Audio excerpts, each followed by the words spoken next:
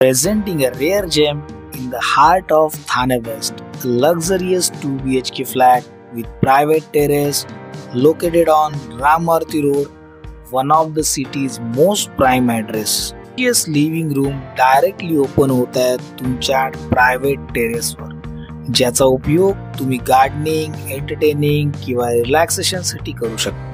This sleek modular kitchen complements the modern layout and design for efficiency and style. Perfect blend of indoor comfort and open air living.